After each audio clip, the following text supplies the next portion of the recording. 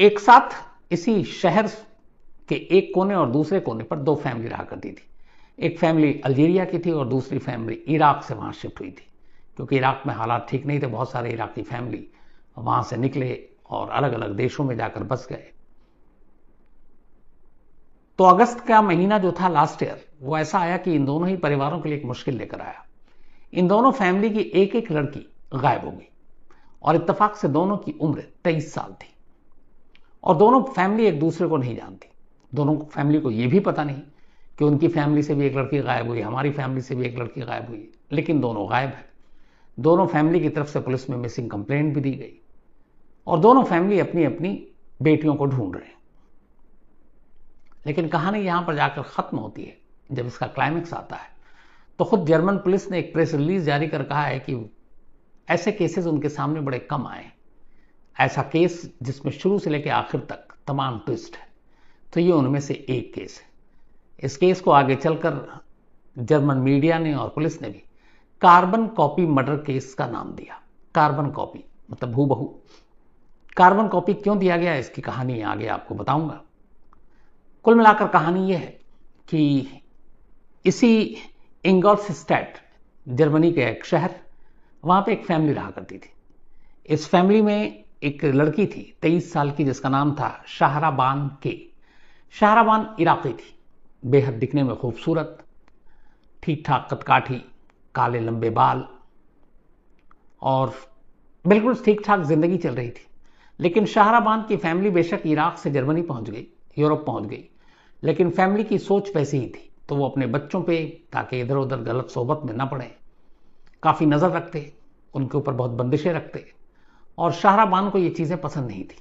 उसका एक बॉयफ्रेंड था, वो चाहती थी कि वो अपने बॉयफ्रेंड से खुलकर मिले, बाहर जाए, अपनी मर्जी से जिंदगी जिए, लेकिन घर वालों को ये सारी चीजें बर्दाश्त नहीं थी और इसीलिए शाहराबान पर वो लगातार तमाम बंदिशें रखते और बहुत सारे रिस्ट्रिक्शन थी उसके ऊपर।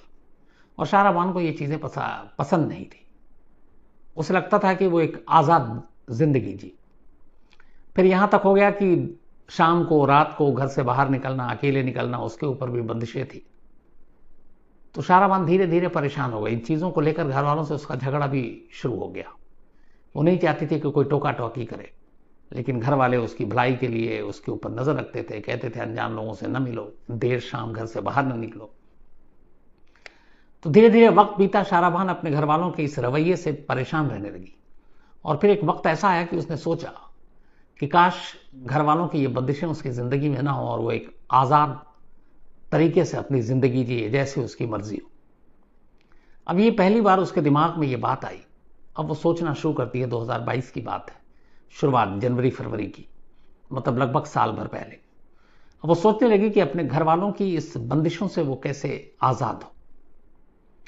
काफी सोचने के बाद फिर उसने अपने बॉयफ्रेंड से भी बात की। उसका बॉयफ्रेंड भी एक जो था, वो एक दूसरे देश का नागरिक था जो जर्मनी में रह रहा था। तब दोनों बात करते हैं। ये भी है कि घर वालों की बंदिशें ना हो, आजादी से बिना रोक टोक के मिले। सोचते सोचते आखिरकार शाहराबान ने एक प्लान किया, एक ख्याल आया उसके मन में। इसी ख्याल के आने के बाद और इसी प्लानिंग के बाद अब उसने ये किया कि इंस्टाग्राम पे अपना एक फेक आईडी बनाया।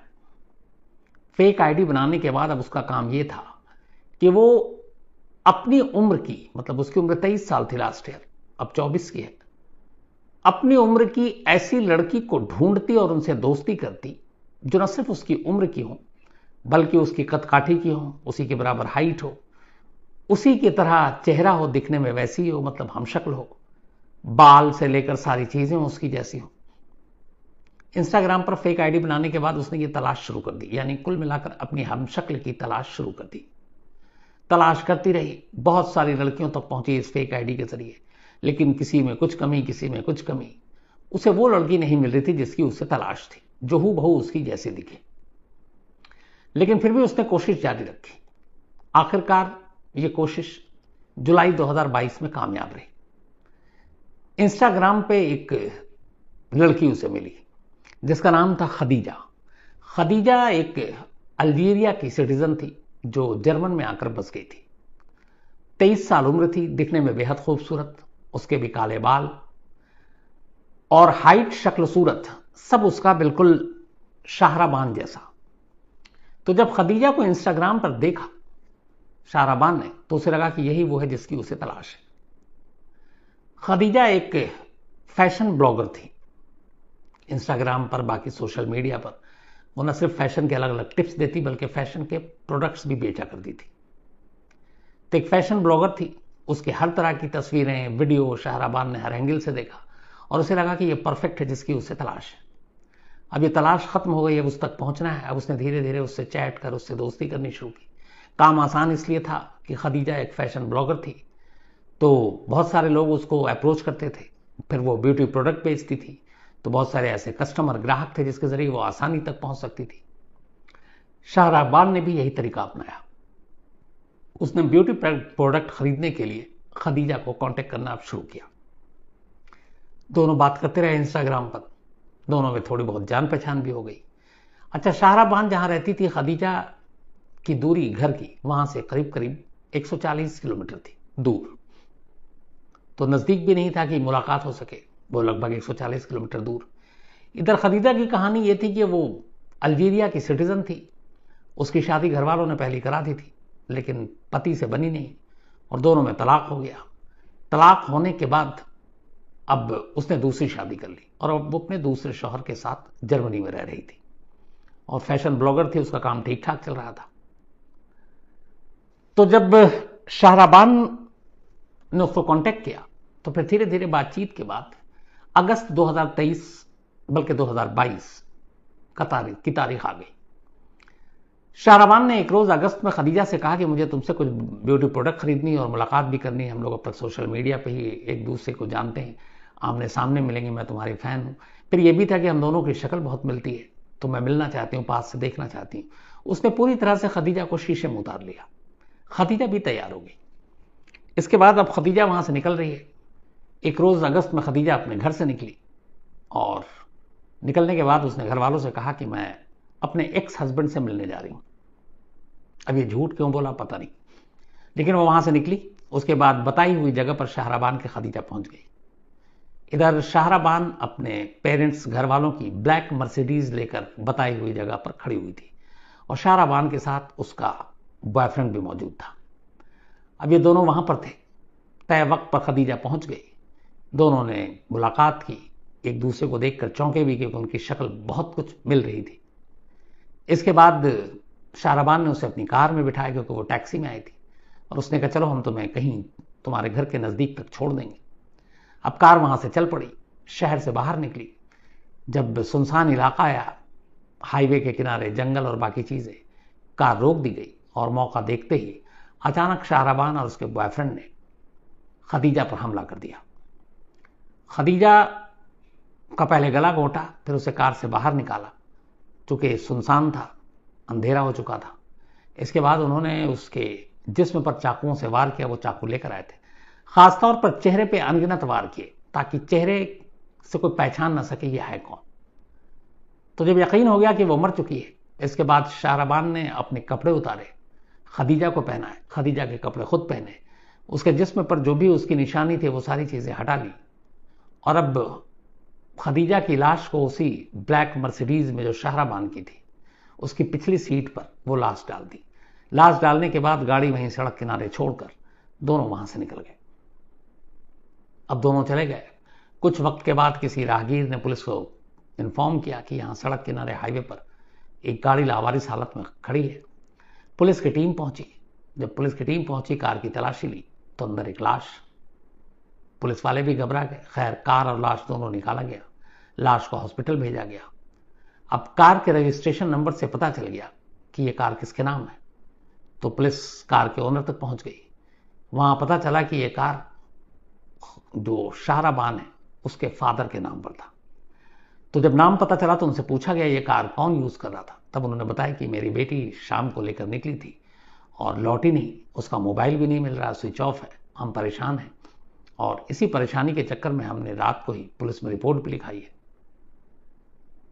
अब लेकिन लाश जब देखी तो घर वालों ने पहचान लिया। उन्होंने कहा कि यह शाहराबान है, क्योंकि सारे कपड़े, सारी चीजें उसी के थे और बाल वैसे ही काले थे जो आमतौर पर कम वैसे दिखने को मिलते हैं।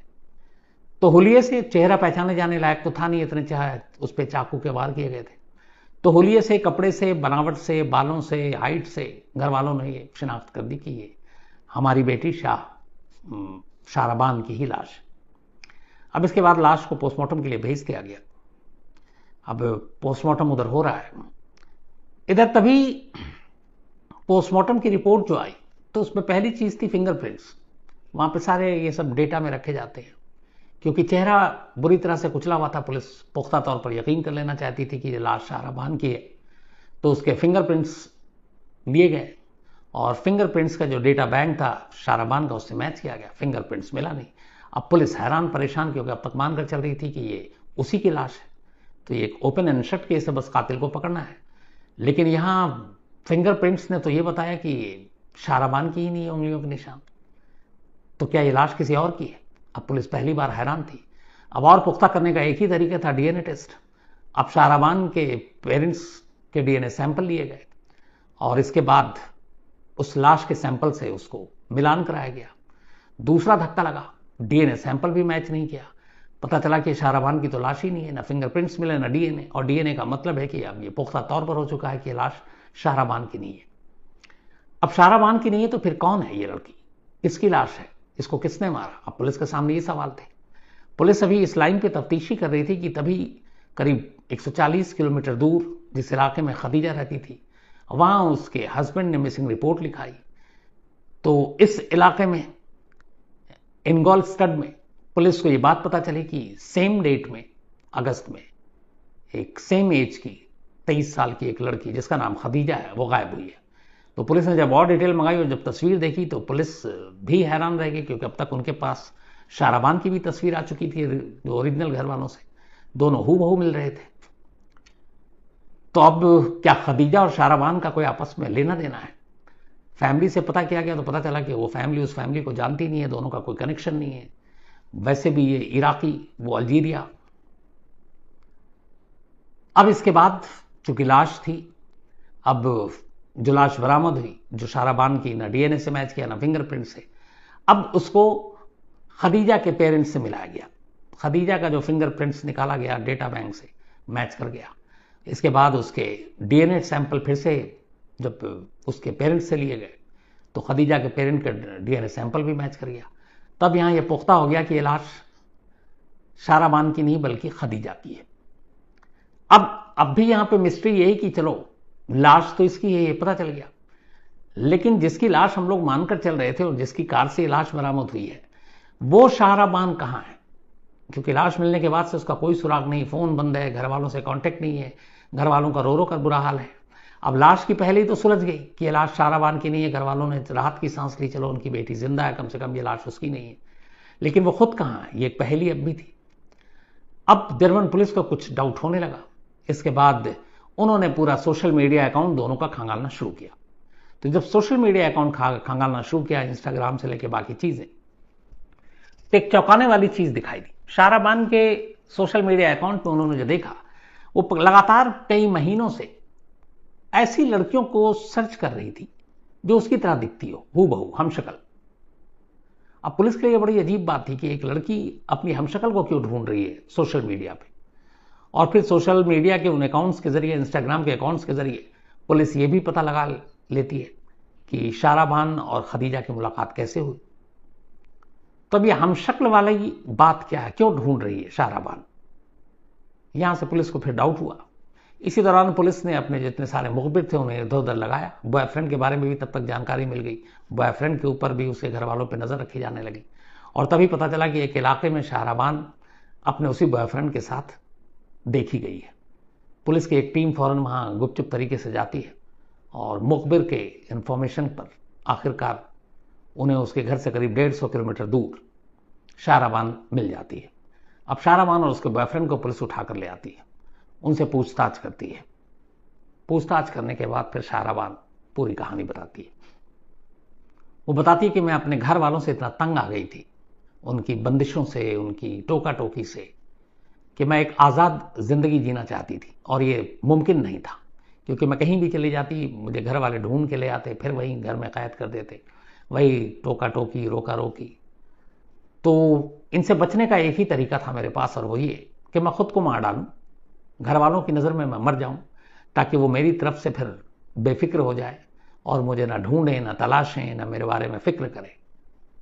तो मरना तो चाहती थी मैं, लेकिन फर्जी मौत, मतलब घर वालों की नज़र में मैं मुर्दा होना चाहती थी, लेकिन असल में मैं जिंदा रहना चाहती थी। तो उसने कहा, इसी के बाद ये फिर आइडिया आया कि क्यों ना अपनी एक हमशक्ल को ढूंढे और उस हमशक्ल को मारे और उस हमशक्ल को अपने घर वालों तक पहुंचाएं, ताकि उन्हें यकीन हो जाए कि मैं मर चुकी हूं और फिर मैं कहीं दूर जाकर अपने बॉयफ्रेंड के साथ एक आज़ाद जिंदगी जीऊं। इसी सारी साजिश के तहत उसने इंस्टा और सोशल मीडिया के जरिए अपनी हमशक्ल को ढूंढा, और इत्तेफाक से, बदनसीबी से वो खदीजा निकली, जिससे उसकी ना कोई दुश्मनी थी ना दोस्ती थी, लेकिन अपनी आज़ादी को पाने के लिए वो एक खून करना चाहती थी। तो बस इसके लिए उसने ये सारी चीजें की।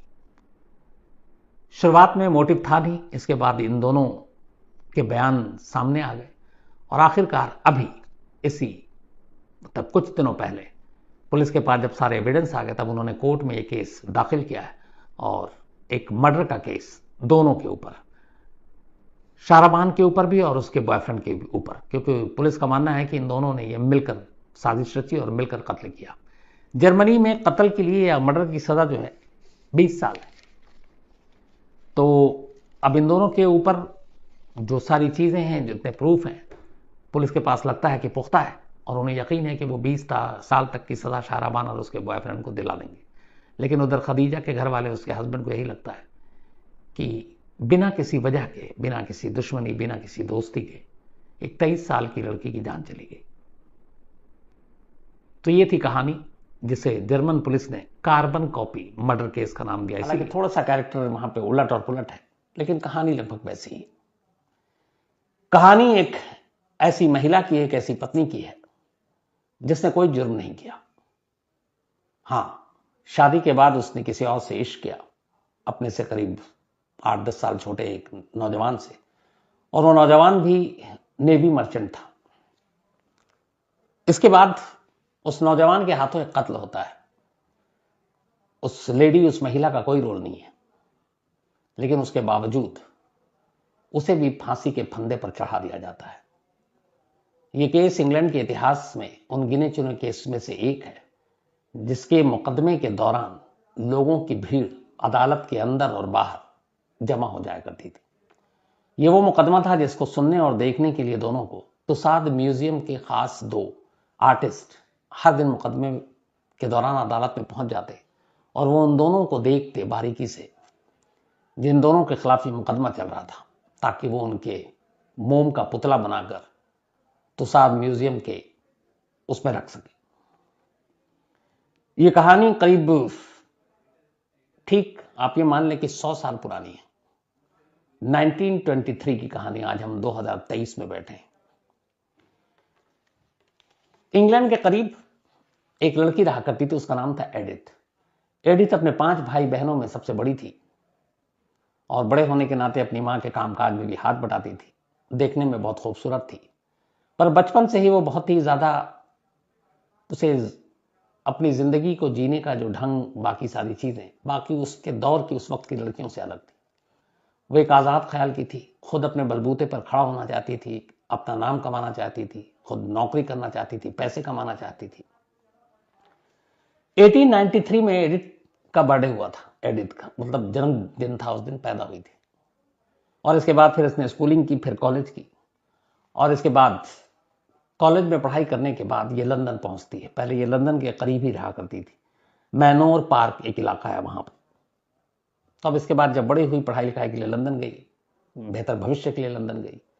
लंदन जाने के बाद वहां इसने एक हैट बनाने वाली कंपनी में नौकरी शुरू कर दी, जो लड़कियों के हैट बनाया करती थी, और अच्छी खासी इसकी सैलरी थी।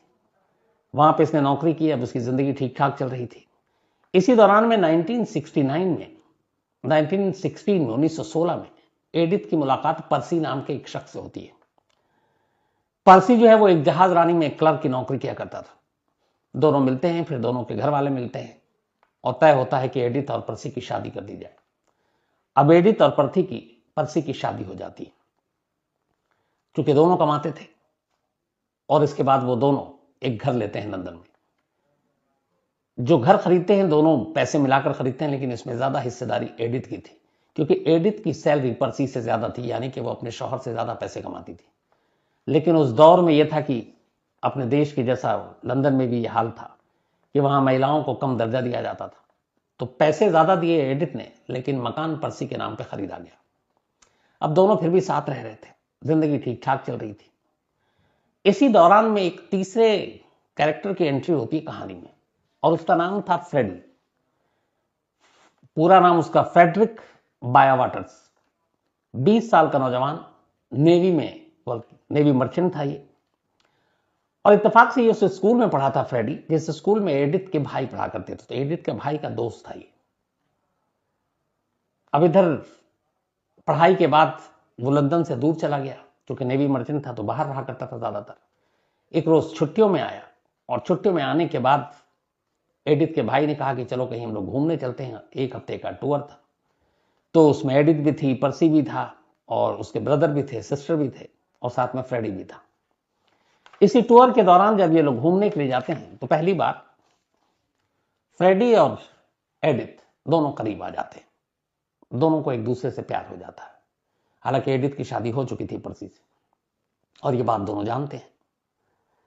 बट दोनों का जो प्यार था वो बिल्कुल छुपा हुआ था, किसी को इसकी कोई भनक नहीं मिलती। दोनों अच्छा वक्त साथ में गुजारते हैं, खूब बातें करते हैं। और इसके बाद अब फ्रेडी को अपनी नौकरी के लिए जाना होता, वो चला जाता है। तो उस जमाने में ये मोबाइल और ये सारी चीजें तो थी नहीं। तो फ्रेडी दूर है और एडिथ भी दूर है। तय ये होता है कि दोनों खत लिखेंगे, लेकिन उसमें शर्त ये थी एडिथ की कि जब भी तुम लेटर लिखोगे और जो मैं लिखूंगी, तुम उसे फौरन पढ़ के फाड़ देना, ताकि कोई सबूत ना रहे। और वो खत भी अपने अपने घर के पते पे नहीं, बल्कि जैसे एडिथ जो खत लिखती थी, तो फ्रेडी चूंकि बाहर था तो वहां किसी और के हाथ में पढ़ नहीं सकता था, लेकिन जो फ्रेडी खत लिखता था तो वो एडिथ के घर के पते पे नहीं, बल्कि अपनी मां के पते पर लिखता था। और वो मां भी उसकी लंदन में रहा करती थी। तो मां के यहां से फिर एडिथ को वो खत मिल जाता। एडिथ ने इस वादे को निभाया, वो खत पढ़ती और उसको फाड़ के फेंक देती, ये जला देती। लेकिन उधर फ्रेडी जो है उसको एक याद के तौर पर अपने पास एडिथ के सारे खतों को सहेज कर रखता। धीरे धीरे वक्त बीता। इस दौरान फिर एक बार छुट्टी में फ्रेडी लंदन आता है। लंदन आने के बाद वो एडिथ के भाइयों से मिलता है, क्योंकि वही सहारा थे एडिथ तक पहुंचने का। फिर वो उससे भी मिलता है। इस दौरान उसे पता चलता है कि जो पर्सी है वो एडिथ के साथ सही सलूक नहीं करता है। कहीं ना कहीं उसे ये भी था कि वो ज्यादा पैसे कमाती है उससे, और वो एक अच्छी डांसर थी। तो लंदन के क्लब में डांस देखना, डांस करना, पिक्चर देखना, मूवी देखनी, इसके अलावा थिएटर जाना, ये उसे शौक था। हाई सोसाइटी में उठना बैठना एडिथ का शौक था। वो आम महिलाओं से बिल्कुल अलग थी, और ये उसका शौक था कि उसे बहुत तरक्की करनी है। ये चीजें पर्सी को पसंद नहीं थी कि वो इस तरीके से हाई सोसाइटी में जाए, डांस करे, डांस देखे, थिएटर जाए।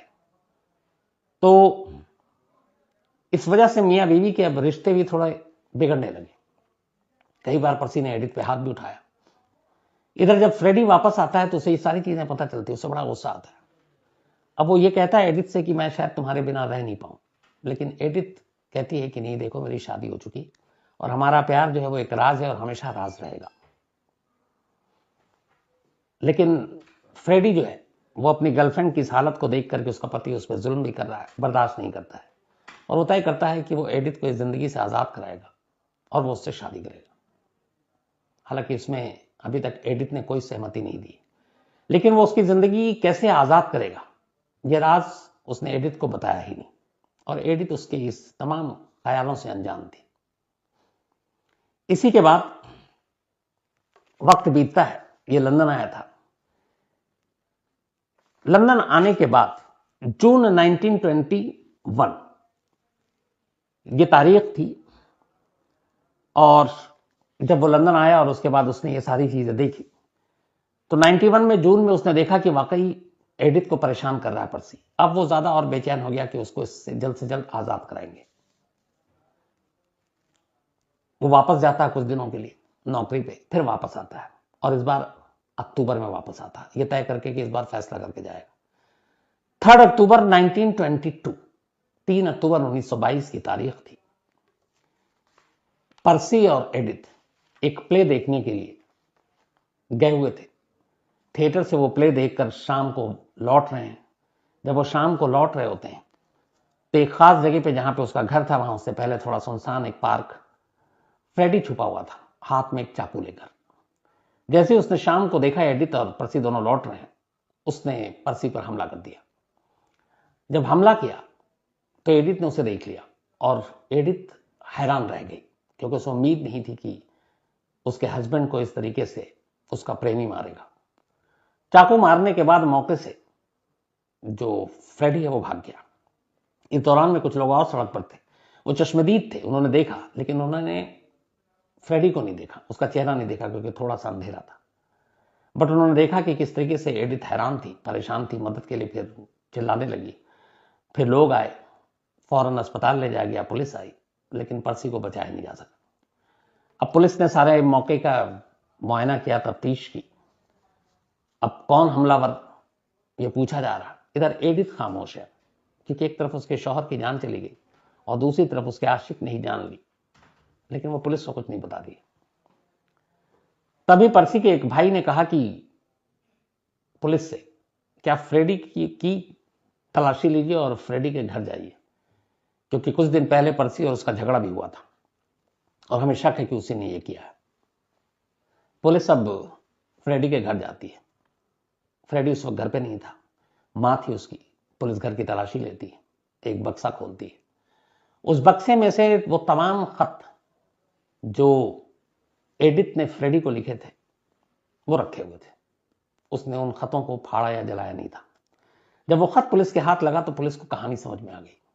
ये इश्क का मामला है, दोनों एक दूसरे से प्यार करते हैं और इसी की वजह से फ्रेडी ने कत्ल कर दिया। अब इसके बाद एक आध दो दिन के बाद फ्रेडी पुलिस के हाथ लग जाता है, लेकिन उस खत को एक बड़ा सबूत मानते हुए पुलिस अपने आप ही ये मान लेती है कि इस कत्ल के पीछे कहीं ना कहीं एडिथ का भी हाथ है। फ्रेडी के साथ अब वो एडिथ को भी गिरफ्तार कर लेती है। एडिथ के घर वाले हैरान हो जाते हैं। एडिथ को जब गिरफ्तार किया जाता है, वो कहती है कि मुझे इस कत्ल के बारे में कोई भी जानकारी नहीं थी, कैसा होगा, मैं बेकसूर। पुलिस फ्रेडी को भी पूछती है। फ्रेडी और एडिथ को आमने सामने बिठाकर पूछताछ करती है। फ्रेडी लगातार एक ही चीज कहता है, वो इकरार करता है कि मैंने ये कत्ल किया। उसने कहा मैंने मारा पर्सी को चाकू, लेकिन एडिथ बेकसूर है, उसे मेरी इस पूरी प्लानिंग, इस कत्ल के बारे में कोई जानकारी नहीं थी, ना मैंने कभी उससे ये बात शेयर की, और यही सच था। लेकिन पुलिस इस बात को नहीं मानती। पुलिस को लगता है कि दोनों मिले हुए हैं, और इसी के बाद अब पुलिस जो है एक मुकदमा तैयार करती है और ये मुकदमा कोर्ट में जाता है। अब इधर ये सारी चीजें जब हुई तो लंदन के अखबारों में, मीडिया में ये खबर उस वक्त सुर्खियों में आ गई। उसकी एक वजह थी, उस दौर में ये खबर जो जिस तरीके से पेश की गई वो ये थी कि एक महिला जिसके पास सारी सुख सुविधाएं थी, ठीक कमाती थी, इसके अलावा वो अक्सर क्लब में जाया करती, डांस करती, डांस देखती, थिएटर जाती, प्ले देखती, एक अच्छा खासा उसका पति है, पैसे हैं, लेकिन इन सब के होने के बावजूद उसने अपनी उम्र से कम एक 20 साल के नेवी मर्चेंट को अपने जाल में फंसाया और उसकी जिंदगी बर्बाद कर दी। ये एडिथ के ऊपर मीडिया समेत इल्जाम लगने लगा। जो पूरी महिलाओं का एक तबका था, उन्होंने एडिथ को दुश्मन मान लिया। उन्होंने कहा इस जैसी औरत ही हम सबको बदनाम करती है और हमारे पतियों के ऊपर डोरे डालती है। तो एडिथ को तो एक तरफ विलेन बना दिया गया, और फ्रेडी के लिए लोगों के मन में हमदर्दी आ गई कि उम्र में भी छोटा है और इसने एडिथ के कहने पे ही कत्ल किया होगा, इसे कुछ समझ नहीं थी, वो हैंडसम भी था। अब एक मूवमेंट चल पड़ा कि फ्रेडी को बचाओ, एडिथ को मरने दो। अदालत में यह मामला गया। अदालत में हालांकि पुलिस साबित नहीं कर पाई कि इस कत्ल में एडिथ का हाथ है, क्योंकि जितने भी चीज थे, एक तो यह था कि शायद पहले जहर भी दिया गया हो, पोस्टमार्टम हुआ, उसमें कहीं से पॉइजन नहीं निकला, या कांच के टुकड़े दिए गए थे खाने के जरिए बारीक, वो भी नहीं निकला। एडिथ की इस जुर्म में एडिथ का एक भी रोल, डायरेक्ट लिंक, पुलिस के पास उसके कोई सबूत नहीं था, सिवाय इसके कि कुछ खत थे और फ्रेडी और एडिथ का एक इश्क का रिश्ता था, बस यही सबूत था। अब इसके बाद यह मामला 6 दिसंबर 1922 को कत्ल का मुकदमा शुरू होता है। बाकायदा वहां पर एक जूरी बैठती है लंदन में, और 9 दिनों तक ये मुकदमा चलता है। जब ये मुकदमा चलता है तो उस अदालत के बाहर वैसी ही भीड़ थी जैसे नानावती केस में। लोग आते थे, महिलाएं आती थी, बाकी पुरुष आते थे, और वो सब सिर्फ और सिर्फ ये चाहते थे कि फ्रेडी बच जाए, एडिथ को सजा। बाकायदा इन 9 दिनों की सुनवाई के दौरान जो जज थे वो भी कुछ उनकी राय वैसी ही थी एडिथ के खिलाफ। तो जो वकील हैं वो एक एक खत को निकाल कर कोर्ट में पढ़ा करता, और चूंकि वो खत ज्यादातर सब एडिथ के लिखे हुए थे, क्योंकि फ्रेडी के लिखे खत तो सब एडिथ ने फाड़ या जला दिया था, तो उसके जो जज्बात, उसकी जो भावनाएं थी, बाकायदा कोर्ट के में खड़े होकर वकील हर्फ बहर्फ, लाइन ब लाइन उस खत को पढ़ा करते, और इससे एडिथ को बड़ा ठेस पहुंचता। उसे लगता है कि ये उसकी पर्सनल फीलिंग्स थी, जज्बात थे, जिसको एक तमाशा बनाकर रख दिया गया खुलेआम अदालत में। 9 दिनों तक ये मुकदमा चला। जब ये मुकदमा चला तो मैडम तुसाद, जो तमाम सेलिब्रिटीज के मोम के पुतले रखते हैं म्यूजियम में, उनके 2 आर्टिस्ट 9 दिन तक अदालत में आए, सिर्फ एडिथ और फ्रेडी को करीब से देखने, ताकि वो उनका पुतला बना सके कल को। तो उन लोगों ने भी देखा। इसके बाद 9 दिन के बाद अदालत ने फैसला सुनाया। फैसला यह हुआ कि एडिथ और फ्रेडी दोनों को सजाए मौत दी जाए, इन्हें फांसी पर लटका दिया जाए। हालांकि इस दौरान 10 लाख से ज्यादा लोगों ने एक कैंपेन चलाया फ्रेडी के लिए कि वो कम उम्र है, अच्छा खासा उसका करियर है, लेकिन वो इश्क में और अपने से ज्यादा उम्र की एक महिला के झांसे में आ गया, और इसलिए उसके हाथ से ये जुर्म हो गया, तो उसे बख्श दिया जाए। लेकिन एडिथ के लिए कोई भी हमदर्दी नहीं रखने वाला था, वहां पर कोई भी उसके सपोर्ट में नहीं आया, जबकि वकील ने तमाम दलील दी कि इस केस में एडिथ का कोई रोल नहीं है कत्ल में। यहां तक कि खुद जिसने चाकू मारा वो शुरू से लेकर आखिर तक, जब अदालत का फैसला आया तब भी वो हमेशा फ्रेडी यही कहता रहा कि कत्ल मैंने किया, ये मेरे हाथों से हुआ है, और इस कत्ल के बारे में एडिथ को कोई खबर नहीं। जो जुर्म है उसकी सजा मुझे दी जाए, मेरे जुर्म की सजा एडिथ को ना दी जाए। वो आखिरी वक्त तक सारा इल्जाम अपने सर पर लिए रहा। उसने एडिथ को कहा कि छोड़ दिया जाए, क्योंकि वाकई वो बेकसूर है, लेकिन अदालत ने उसकी ये बात नहीं मानी और दोनों को सजाए मौत सुना दी। इसी के बाद जब दोनों को सजाए मौत दे दी गई, तो फिर 9 जनवरी 1923, यानी कि सिर्फ 3 महीने के अंदर, 3 महीने में कत्ल हुआ, 3 महीने में मुकदमा चला, और 3 महीने बाद 9 जनवरी 1923 की सुबह सुबह एडिथ थॉमसन और फ्रेडरिक यानी फ्रेडी दोनों अलग अलग जेलों में बंद थे। 29 साल की एडिथ थी और 20 साल का फ्रेडी। जब ये फांसी की सजा हुई, एडिथ बीमार हो गई, तो उसे दवा और इंजेक्शन भी दिया जाता था दर्द का, और वो होश में रहना नहीं चाहती थी फांसी पर चढ़ने से पहले। 9 जनवरी 1923 की सुबह एडिथ को फिर कुछ लोग आए और सुबह सुबह उसके सेल में, और उसे फांसी के तख्ते तक ले जाना था। एडिथ चल नहीं पा रही थी, उसे पकड़कर उठाया गया और फिर फांसी के तख्ते तक ले जाया गया। उसके हाथों और पैरों में बेड़ियां थी, और फिर फांसी के तख्ते पर ले जाकर जो वक्त अदालत ने तय किया था, उसी वक्त उसके गले पे फंदा कसा, और फिर जल्लाद ने लीवर खींचा। अगले कुछ मिनट में ही 9 जनवरी 1923 की सुबह एडिथ की मौत हो गई। ठीक उसी वक्त जिस वक्त एडिथ को फांसी पे चढ़ाया जा रहा था, उस जगह से करीब 1 मील दूर एक और जेल है, पेंटलविले, जो कि पुरुषों को फांसी और महिलाओं को अलग अलग देने का वहां जैसे अपने देश में भी है। तो लगभग वक्त वही था, तारीख वही, 9 जनवरी 1923। एडिथ के 20 साल के जो प्रेमी फ्रेडी, नेवी मर्चेंट, उसको भी उसके सेल से निकाला गया और फांसी के तख्ते पर ले जाया गया। हाथों और पैरों में जंजीरें और बेड़ियां थी। कहते हैं वो आखिरी वक्त तक ये जानना चाह रहा था कि क्या एडिथ को सच में फांसी दी जाएगी या उसे बख्श दिया जाएगा, क्योंकि वो नहीं चाहता था कि एडिथ को फांसी हो। वो बार बार कहता था इस जुर्म का गुनहगार मैं हूं, एडिथ बेकसूर है। लेकिन उसे बताया गया कि नहीं, उसे भी माफी नहीं मिली। और इसी अफसोस के साथ 9 जनवरी 1923 की सुबह एक जेल में एडिथ और उससे 1 मील दूर दूसरी जेल में फ्रेडी, दोनों को फांसी दे दी गई। इसके बाद इस केस को लेकर बहुत बातें हुई, आगे भी बहुत सारे मीडिया में लगातार खबरें चलती रहीं। जितने कानून के जानकार थे उनका यह कहना था कि किसी भी स्टेज पर अदालत में या पुलिस ने कोई डायरेक्ट लिंक या ऐसा सबूत पेश नहीं किया जिससे ये पता चलता कि एडिथ इस कत्ल के बारे में जानती थी या एडिथ इस कत्ल की साजिश में शामिल थी। अपने पूरे बयान में फ्रेडी ने भी कहा कि उसने ये फैसला खुद किया क्योंकि उसे मालूम था कि अगर वो एडिथ से शेयर करेगा तो एडिथ उसे रोक देगी, लेकिन ऐसा हुआ नहीं। तो इस तरीके से जो कानून के जानकार हैं उनका मानना है कि कत्ल प्रेमी ने किया, फांसी पर प्रेमिका भी चढ़ी। कहते हैं कि इंग्लैंड की अदालत के इतिहास के उन केस में से एक है जिसमें एक के साथ नाइंसाफी हुई। अपना कारोबार फैलाया पूरी दुनिया में। गेट्टी ऑयल के नाम पर एक कामयाब कारोबारी बिजनेसमैन, तो दुनिया के अलग अलग जगहों पर तेल का पूरा एक तरह से कहें कारोबार था, उनके शिकंजे में था। और कहा जाता है कि वो अपने दौर में उस वक्त 70s में सबसे ज्यादा दौलत उन्हीं के पास थी, वो दुनिया के सबसे अमीर आदमी थे। जे पॉल गेट्टी की उम्र करीब 60 साल पार कर चुके थे, लेकिन जितनी दौलत उतने ही कंजूस। उनकी कंजूसी के किस्से बड़े मशहूर थे। कई बेटे और बेटियां थी। एक बेटा जिसकी 12 साल की उम्र में ब्रेन ट्यूमर की वजह से डेथ हो गई थी।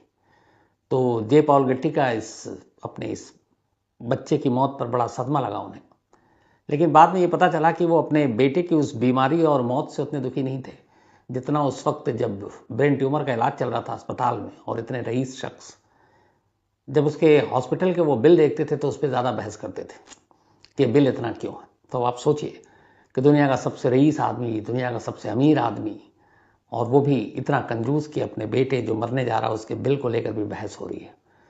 तो ये होता ऐसा नहीं है कि जो अमीर होते हैं उन्हें पैसे की कदर नहीं होती या फिर वो कंजूस नहीं होते, लेकिन जे पॉल गेट्टी की कंजूसी कुछ ज़्यादा ही मशहूर थी। उनका एक बेटा था जो इटली में रहा करता था, और वो इसलिए कि जे पॉल गेट्टी ने पूरा इटली का ऑयल का जो बिजनेस था वो अपने उस बेटे के हवाले कर रखा था कि वहां के तुम एक तरह से इंचार्ज हो, तुम देखो। तो बेटा वहीं रहता था। एक गोल्फर लड़की से प्यार हुआ, उससे शादी कर ली। शादी के बाद एक बेटा हुआ जिसका नाम उसने अपने पिता के नाम पे ही रखा, जे पॉल गेट्टी थर्ड। 1957 में जे पॉल अपने इस पोते को देखने के लिए भी इटली आए थे जब वो पैदा हुआ था। उसके बाद खैर वो चले गए। अब धीरे धीरे जे पॉल गेट्टी बड़ा हो रहा है, लेकिन कुछ साल के बाद ही उसकी माँ और बाप उन दोनों के बीच में कुछ अनबन हुई और दोनों ने तलाक ले लिया। तलाक लेने के बाद जे पॉल गेट्टी के पिता ने दूसरी शादी कर ली और वो वहां से फिर इंग्लैंड शिफ्ट कर गए, जबकि गेट्टी जो है वो अपनी माँ के साथ इटली में ही रहा और इटली में ही उसने अपनी पढ़ाई लिखाई शुरू की। स्कूल कॉलेज के ज़माने से ही वो अपना विरोध प्रदर्शन और ये सारी चीज़ें, नाइट क्लब पार्टी, इन सब का शौकीन आदि था। और उसी दौरान में ये जिस वक्त की बात है 73 में, तब जे पॉल गेट्टी तेल के कारोबारी, उनकी लिस्ट आई थी कि दुनिया के सबसे अमीर आदमी है। तो ये उसी दौरान की बात है। तारीख थी 10 जुलाई 1973, 10 जुलाई 1973। वक्त सुबह के 3 बजे का था। रोम के पास जे पॉल गेट्टी एक नाइट पार्टी करके अपने घर लौट रहा था। जब वो घर लौट रहा था तभी अचानक एक कार उसके पास आकर रुकी और उससे पूछा गया, वो पैदल ही चल रहा था क्योंकि घर पास में ही था, कि तुम्हारा नाम जे पॉल गेट्टी है? उसने कहा हाँ। तब उसकी उम्र 16 साल थी, 16 साल का हो चुका था। जैसे ही उसने कहा कि हाँ मेरा नाम ये है, तो तमंचे के दम पर उसको उस कार के अंदर बिठा लिया गया जबरन। इसके बाद उसे ले जाया गया रोम से कुछ दूर एक पहाड़ी इलाका, वहां पे एक गुफा, और वहां ले जाकर उसको रखा गया और उसे बताया गया कि अब तुम किडनैप हो चुके हो। जे पॉल गेट्टी हंसा भी कि हमारे पास इतने पैसे नहीं, क्या फायदा। लेकिन किडनैपर को यह मालूम था कि दुनिया के सबसे रईस इंसान का पोता है, तो पैसे तो कहीं नहीं गए। 2 दिन तक खामोश रहे किडनैपर। 2 दिन के बाद गेट्टी की मां गेल को फोन किया और कहा कि आपका बेटा जो 2 दिन से गायब है वो हमारे पास है, हमने उसे किडनैप किया है और हम आपको बताएंगे आगे क्या करना है। कोई डिमांड नहीं, कुछ नहीं, फोन काट दिया। किडनैपर भी अब वेट कर रहे थे। फिर कुछ दिन बीता, उसके बाद उन्होंने उसकी मां को फोन किया और कहा। इस दौरान में मां ने भी अब पुलिस में कंप्लेंट लिखा दी। 2 दिन के बाद जो फोन किया था उसके बाद फिर कुछ दिन इंतजार किया और कॉल किया गेट्टी की मां को और कहा कि अगर अपने बेटे को जिंदा और सही सलामत चाहते हो तो उस वक्त $17 मिलियन, $17 मिलियन रैंसम के तौर पर तुम्हें देना और कहां पहुंचाना है वो हम बताएंगे। गेटी की मां हंसी फोन पर ही, कह रही आप क्या डिमांड कर रहे हो, आपको पता भी है $17 मिलियन मैंने देखा ही नहीं है, तो मैं आपको कहां से दूंगी, आपने कुछ गलत आपको जानकारी मिली है। किडनैपर भी हंसता है, कहता हमें मालूम है कि ये जे पॉल गेट्टी कौन है और इसका दादा कौन है। इसका दादा दुनिया का सबसे रईस आदमी है। तो 17 मिलियन, और उस वक्त जो है जब ये किडनैपिंग हुई थी करीब $12 बिलियन के मालिक हुआ करते थे जे पॉल गेट्टी। $12 बिलियन, मिलियन भी नहीं बिलियन। तो किडनैपर ने कहा कि हमने तो सिर्फ $17 मिलियन मांगे हैं, ये तो बूंद के बराबर है उसकी पूरी कमाई और दौलत में से। लेकिन गेट्टी की मां समझाती रही, उसने कहा कि देखो हमारा डिवोर्स हो चुका है, अब मेरा अपने इन लॉज के साथ कोई रिश्ता नहीं है, कई साल हो गए हमने कोई बात नहीं की, मैं अपने बेटे को यहाँ रोम में पाल रही हूँ। जिस पति से मेरा डिवोर्स हुआ उसने अपनी दूसरी शादी कर ली, वो ब्रिटेन में है, और जहाँ तक इसके दादा की बात है दुनिया के सबसे रईस आदमी, तो उनसे भी हमारा कोई अब रिश्ता नहीं है, क्योंकि डिवोर्स के बाद सब कुछ खत्म हो चुका है। तो बेशक वो पोता होगा, लेकिन वो उसके लिए इतने पैसे क्यों देंगे। किडनैपर ने कहा हमें मालूम है, अब अपने पोते को बचाने के लिए देंगे। अब इसके बाद फोन रखा गया। अब मां परेशान, धमकी भी दी जा चुकी थी। किसी तरीके से ये बात अब अखबारों में भी आ गई। अब अखबार में भी हेडलाइन यही है कि दुनिया के सबसे अमीर आदमी जो अमेरिका में है उसके पोते का इटली में किडनैप हो गया, 17 मिलियन रैंसम मांगा है, और जे पॉल गेट्टी का पोता ही। अब ये बात अमेरिका तक पहुंची, गेट्टी के दादा तक पहुंची, न्यूज़ वाले वहां भी पहुंच गए। तो उनसे पूछा गया कि आपके पोते का किडनैप हो गया है, तो आप क्या रैंसम देंगे। उस वक्त एक कोट आया था जे पॉल गेट्टी का, अखबारों में छपा। उन्होंने कहा कि मेरे कुल 14 ग्रैंडसन हैं, 14 पोते हैं, अगर मैंने एक के लिए रैंसम की रकम दे दी तो फिर मेरे बाकी के 14 पोते भी किडनैप हो जाएंगे, तो मैं हर एक का रैंसम नहीं देना चाहता हूं। यह कहकर उन्होंने मना कर दिया। अब इधर इसके बाद यह हुआ कि अलग अलग खबरें आने लगी। पहले तो खुद जे पॉल गेट्टी को यह लगा कि उनका पोता उनसे मजाक कर रहा है और अपनी मां के साथ मिलकर कुछ पैसे ऐंठने की साजिश कर रहा है, क्योंकि दौलत है और उन्हें पता है कि दुनिया में सबको पता है कि वो बहुत कंजूस आदमी है, तो वैसे तो पैसे निकालेगा नहीं। तो ये कि इन्होंने नाटक किया है झूठी किडनैपिंग का, और उसके जरिए ये पैसा मांगने की कोशिश कर रहे हैं। अखबारों में भी इस तरह की खबरें छपी कि ये शायद साजिश है, किडनैपिंग हुई नहीं है, क्योंकि दिन बहुत बीतते जा रहे हैं। अब पहले यही सारी चीजें हैं, तो लोगों ने इसको हल्के में लिया। खुद दादा भी, जो दुनिया का सबसे रईस आदमी, इसको हल्के में ले रहा है। धीरे धीरे वक्त बीता, महीने बीत गए, लेकिन अभी भी कोई डील नहीं, नेगोशिएशन नहीं। पैसे की जब बातचीत हो, पॉल गेट्टी साफ मना कर दे कि मैं तो पैसे दूंगा नहीं। तो अब हर एक को लग रहा था कि यह नाटक है, नौटंकी है। इधर जो किडनैपर थे, इटली के माफिया थे, वो उन्होंने उठा तो लिया जे पॉल गेट्टी को, अब रख रहे हैं, पैसे मांग रहे हैं 17 मिलियन। मां उधर ये कह रही है, दादा उधर ये स्टेटमेंट दे रहे हैं, वो सब पढ़ भी रहे हैं अखबारों में। उन्हें लगा ये हो क्या गया, और इधर बच्चे को भी एक गुफा में रखे हुए, उसको टॉर्चर करें, मारे पीटे, लेकिन रखना भी है, खिलाना भी है। तो उन्होंने कहा कि इतना टाइम भी बीत रहा है, क्या करें। परेशान होकर वो इटली के जो किडनैप किया था माफिया, वो शायद छोटे गैंग वाले थे, उन्होंने बड़े माफियाओं से कांटेक्ट किया और कहा कि यार दुनिया के सबसे अमीर आदमी को हमने के पोते को किडनैप कर रखा और हमारे पास है, डील हो नहीं पा रही है। बड़े माफिया ने कहा चलो इसको हम देखेंगे, बड़ा केस है। तो उन्होंने उस बच्चे को उन किडनैपर से खरीद लिया कि ठीक है तुम इतने पैसे ले लो, ये बच्चे हमारे हवाले कर दो, बाकी का आगे हम देखेंगे। उसने भी दे दिया कि कौन इतना झंझट पाले, महीने से ऊपर हो चुका है। अब जे पॉल गेट्टी दूसरे किडनैपर के हाथों बिक चुका है। ये पहले वाले से ज्यादा प्रोफेशनल और ज्यादा खतरनाक थे। इन्होंने कहा कि ज्यादा टाइम नहीं लगाऊंगा। अब इन्होंने फिर से रैंसम कॉल मांगना शुरू किया, धमकाना शुरू किया, बट इधर से कोई रिस्पॉन्स नहीं आ रहा। मां बार बार वही दुहाई दे रही है कि मेरे पास इतने पैसे नहीं है, आपको गलतफहमी हुई है, जिस रईस शख्स के नाम पे आपने किडनैप किया है मेरे बच्चे को, उनसे हमारा अब रिश्ता नहीं है, डिवोर्स हो चुका है, पैसे 17 मिलियन लाऊं कहां से। लेकिन अब ये किडनैपर प्रोफेशनल और ज्यादा खतरनाक थे। इन्होंने कहा कि बात ऐसे नहीं बनी कि उन्हें यह भी पता था कि बहुत सारे लोग डाउट कर रहे हैं कि ये किडनैपिंग नहीं है, मजाक है। उन्होंने कहा रुको बताता हूं। अच्छा, ये जुलाई में किडनैपिंग हुई थी, अक्टूबर का महीना आ गया, तो अगस्त सितंबर अक्टूबर 3 महीने बीत चुके हैं। अक्टूबर के एंड में अब जो दूसरा इटालियन माफिया जिनके कब्जे में है ये बच्चा, उनकी मतलब बर्दाश्त की हद खत्म हो गई। उन्होंने कहा कि अब कुछ करके दिखाना पड़ेगा। अक्टूबर के एंड में इन्होंने इस जे पॉल गेट्टी को जिस जगह पे रखा था कब्जे में, वहां एक कुर्सी पे बिठाया, उसे खूब शराब पिलाई और कहा कि तुम्हारे अब 3-4 महीने में बाल बहुत बड़े हो गए तो तुम्हारी कटिंग करनी है। उसके बाद एक किडनैपर ने मुंह पे अपने मास्क पहना और शराब इतनी पिला दी थी कि वो भी अपना सुध बुध में नहीं था, चेयर पे बैठा हुआ उसके बाल काटने शुरू किए। बाल काटते काटते अचानक मौका देखते ही, क्योंकि बाल काटना उनका मकसद नहीं था, सीधे एक ही वार में उसका एक कान काट लिया, राइट ईयर, दाहिने तरफ का कान। पूरा कान काटा, जब काटा तब तक उसको वो पता चला, वो चीखने चिल्लाने लगा। कान काटकर उन्होंने सहेज कर रख लिया एक पॉलिथीन में। अब यह है कि किडनैप किया हुआ बच्चा है, अस्पताल भी नहीं ला सकते, डॉक्टर को भी नहीं ला सकते, तो अपने तरीके से जो भी इलाज था वो उन्होंने किया।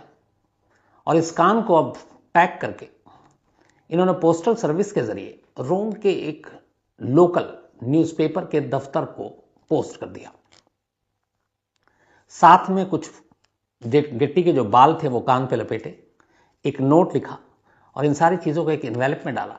उसके बाद एक लोकल न्यूज़पेपर का एड्रेस लिखा और उसे पोस्टल सर्विस के जरिए पोस्ट कर दिया।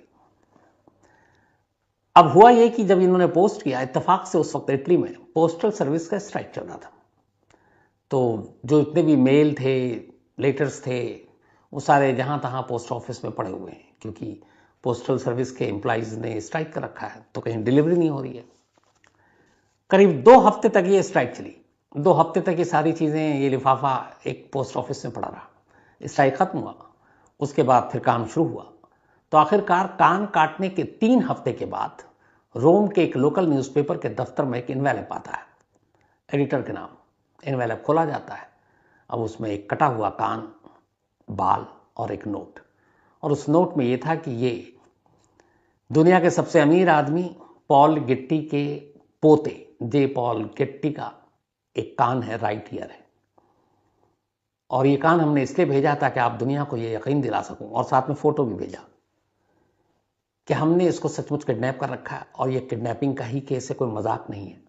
और अगर 15 दिन के अंदर अंदर हमें $17 मिलियन नहीं मिले तो इसके बाद अगला कान भेजूंगा और उसके बाद फिर शरीर के अलग अलग हिस्से एक एक कर किश्तों में भेजता जाऊंगा। अगले दिन न्यूज़पेपर ने यह खबर छापी, पुलिस को इन्फॉर्म किया। अब पहली बार लोगों ने सीरियसली इस किडनैपिंग के केस को लिया। पहली बार खुद पॉल गेट्टी, अमेरिका के तेल के कारोबारी, उनको लगा कि सच में उनका पोता जो है वो किडनैप हो गया।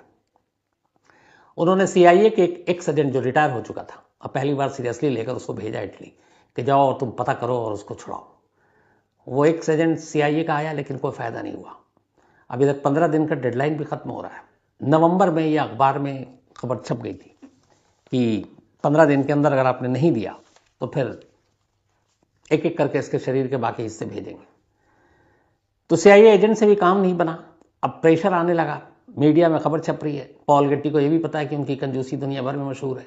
फिर उन्हें लगा कि एक तोहमत लगेगा कि पोते को सिर्फ $17 मिलियन के लिए मरने दिया। चारों तरफ दबाव बना। तब फिर उन्होंने अपने आदमियों के जरिए किडनैपर से पहली बार कहा चलो बातचीत करते हैं। बातचीत शुरू हुई। किडनैपर भी शैतान नहीं, इधर पॉल गेट्टी दुनिया का सबसे अमीर आदमी होने के बावजूद भी बेहद कंजूस। आखिरकार डील $3 मिलियन पर आकर रुकती है। 17 मिलियन मांगा था, $3 मिलियन पे बात बन गई कि $3 मिलियन देंगे। अब इसमें से भी $2 मिलियन पॉल गेट्टी ने दिया, इसलिए कि उनके वकील अवाकी ने कहा कि आप अपने टैक्स से जो रिबेट है, जो इस तरह की चीजें हैं आपके, तो आप 2 मिलियन ही एक बार में दे सकते हैं। तब 1 मिलियन का सवाल था, वो क्या करें? तो फिर वकील ने कहा इसका भी आइडिया है। जिसका ये बेटा था जे पॉल गेट्टी, जिसकी मां और बाप का तलाक हो गया, जो पहले इटली में था फिर लंदन चला गया, तो पॉल गेट्टी ने अपने उस बेटे को कहा कि ठीक है, $2 मिलियन तो मैं दे रहा हूं, $1 मिलियन तुम दोगे और मैं तुमको 4% ब्याज पर ही $1 मिलियन दे रहा हूं। मतलब एक बाप अपने बेटे को अपने पोते की जान बचाने के लिए $1 मिलियन उधार दे रहा है 4% के इंटरेस्ट पर। और इस तरीके से $3 मिलियन का इंतजाम किया गया। एक दुनिया के सबसे अमीर शख्स ने वो $3 मिलियन रोम तक पहुंचा, किडनैपर तक पहुंचा। किडनैपर को जब पैसे मिल गए तो 15 दिसंबर 1973 किडनैपिंग के ठीक 5 महीने के बाद 10 जुलाई 1973 को किडनैप हुआ था जे पॉल गेट्टी, और 15 दिसंबर 1973 को 15 दिसंबर 1973 को $3 मिलियन मिलने के बाद रैंसम के तौर पर रोम के बाहर एक सड़क पर उसे छोड़ दिया गया। इसके बाद वो रोम पहुंचता, अपनी मां के पास पहुंचता है। इधर उसकी अब तबीयत खराब हो गई थी, इसलिए कि उसका जो कान काटा तो उसको लेके बहुत सारे इन्फेक्शन हो गया, इलाज हुआ नहीं था, ब्लड गिरा, इलाज टाइम पे मिला नहीं, तो उसे अस्पताल ले जाया गया। और उस 5 महीने के ट्रॉमा ने 16 साल के जे पॉल गेट्टी के दिमाग पे बहुत ज़्यादा असर डाला। उसे ये भी था, बीच में उसने एक लेटर भी लिखा था अपनी माँ को किडनैपर के कहने पर कि प्लीज़ मेरी जान बचा लो, ये जो पैसे मांग रहे हैं आप दे दो।